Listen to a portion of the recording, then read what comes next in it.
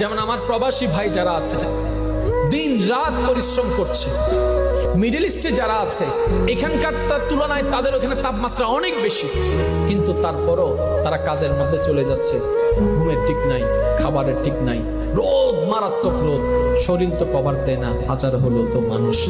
তারপরও যখন শরীর ক্লান্ত হয়ে যায়, যখন চিন্তায় চলে আসে পরিবারের কথা, মায়ের চেহারা বেশি উঠে, বউয়ের চেহারা বেশি উঠে, সন্তানদের ভবিষ্যতের চেহারা বেশি উঠে, সে আবার নতুনভাবে একটা শক্তি অনুভব করে আবার কাজের মধ্যে লেগে যায়। ঘামের পর ঘাম পড়ছে, খাবারের কোনো ঠিক নাই, পানির কোনো ঠিক নাই। ও ভাই, এত করছো কেন, এত কষ্ট কেন সহ্য করছো?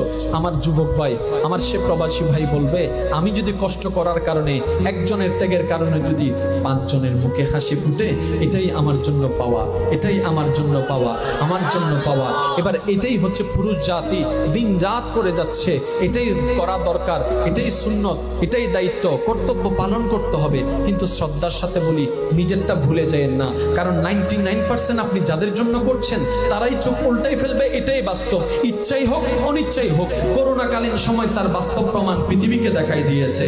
আপনরা পর হয়ে গিয়েছে, আপনরা পর হয়ে গিয়েছে, চিহ্নেওয়ালা অচিন হয়ে গিয়েছে, কিন্তু তখনও বান্দারা বারবার স্মরণ করছে।